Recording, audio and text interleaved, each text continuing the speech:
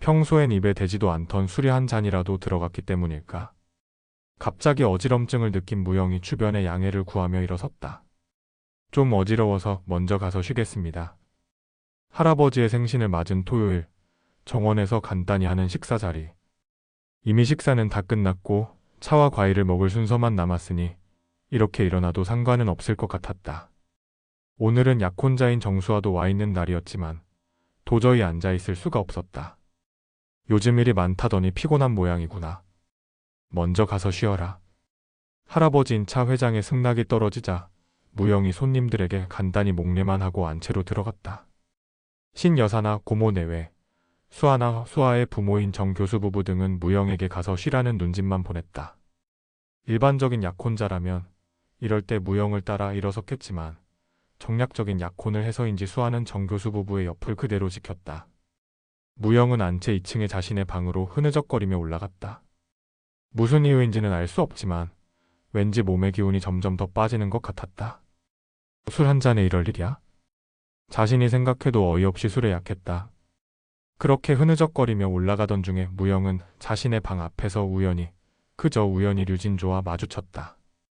류진조는 돌아가신 아버지와 사실혼 관계에 있던 신여사의 비서로 일주일 전부터 별채에 들어와 살고 있던 사람이었다. 오늘 할아버지의 생신 자리에는 초대조차 받지 못했으니 류진조가 정원에 있을 수 없는 게 당연했다. 그런데 그녀가 왜 안채에 있는 걸까?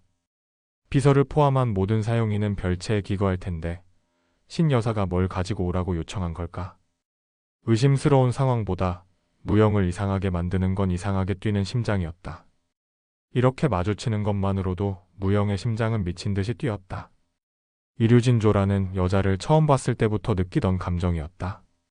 첫눈에 반한다는 걸 믿지 않는 무영이었으니 무영은 자신이 가진 감정을 그저 육체적인 욕망으로 단정지었다. 간단히 목례만 하고 스쳐 지나가려다 보다고 생각했는데 무영의 옆을 스쳐 지나가던 진조가 낮은 목소리로 속삭이듯 말했다. 카르페? 속삭이듯 말한 카르페. 가 귀에 꽂히듯 들렸다. 이게 무슨 뜻이지? 어디서 들어본 말인데 무슨 뜻인지 떠오르지 않았다. 이런 감정은 느껴본 적이 없었다. 이렇게 날카로운 감각이 섬세하게 요동치는 건 난생 처음이었다. 그렇게 몸과 얼굴이 타오르는 무영에게 진조가 더 바짝 다가오며 또다시 카르페를 속삭였다. 한 번 더 들은 걸로 무영은 그냥 이성을 잃었다. 술기운이라고는 할 수 없었다. 이건 이성을 잃었다는 것 외에는 설명할 방법이 없었다. 아무런 말도 없었다. 이름을 부르는 일도 사랑한다는 말도 없었다. 이들은 그런 말을 할 사이가 아니었다. 무영은 지끈거리는 감각 때문에 잠에서 깼다. 머리가 지끈거리고 목이 말랐다. 그런데 이게 뭐지? 일단은 이 여자를 깨워서 어떻게든 내보내려고 마음먹은 그때 문 밖에서 신여사의 목소리가 들렸다. 지금 이 시간까지 일어나지 않은 거니? 할아버지가 걱정하신다. 신여사가 노크만 한 채 무영의 대답을 듣지도 않고 방문을 열었다. 이건 친어머니라도 다 큰 자식에게 할 수 없는 일이겠지만 신여사는 이런 무례를 수시로 저질렀던 사람이었다. 그래서 무영은 일부러라도 일찍 일어났고 잠옷이나 실내복도 단정하게 챙겨 입었다. 그 두 가지가 모두 깨진 오늘의 늦은 아침, 신여사의 무례한 침범을 막을 수는 없었다. 무영이 한 일은 이불을 덮어 자신과 그 여자를 가리는 일밖에 없었다. 이게 무슨 일이야? 신여사는 그래도 소리를 지르기 전에 방문은 닫았다. 그거라도 닫아줘서 다행이었다. 그게. 무영은 할 말이 떠오르지 않았다.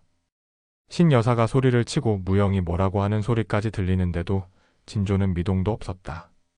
아직 잠이 안 깬 건지 뭐가 문제인지 움직임 없이 이불 속에만 있었다. 류비서 정신 좀 차려봐. 어느새 침대 옆으로 다가온 신여사가 진조의 어깨를 잡고 흔들었다. 신여사가 흔들어 깨우자 입을 달싹이며 눈을 뜬 진조는 화들짝 놀라는 표정을 지었다. 제가 여기 어떻게? 아무래도 진조는 자신이 지금 여기 이렇게 누워있는 이 상황이 무슨 상황인지 모르는 듯 했다.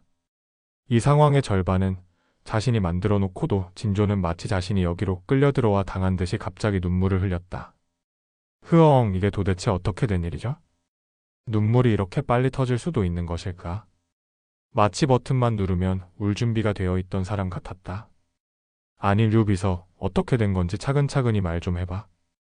신 여사는 무영 대신에 진조에게 이게 무슨 상황인지를 물었다. 글쎄 모르겠어요. 그냥 차 본부장님과 우연히 마주쳤는데 갑자기 이렇게? 처음이었다고 우는 진조의 어깨를 신 여사가 달래듯이 가볍게 두드렸다. 일단 사용인들이 못 보게 이건 내가 처리할 테니까 류비서는 조용히 별채로 돌아가. 내가 잠깐 나가 있는 동안에 두 사람은 옷 좀 입고. 옷 좀 입으라고 하던 신 여사가 바닥에 떨어진 블라우스를 보고 말을 정정했다.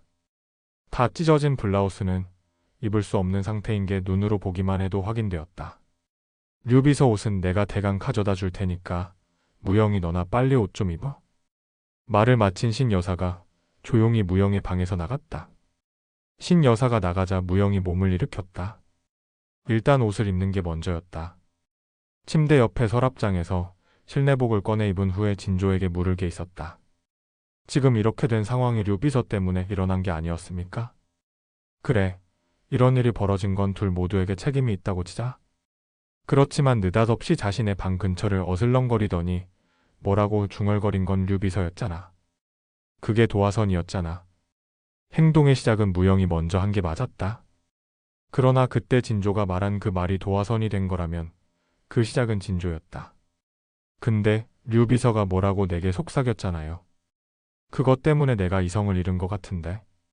류비서가 뭐라고 말했는지는 지금 기억나지 않았지만 그것 때문에 이성을 잃은 건 맞았다.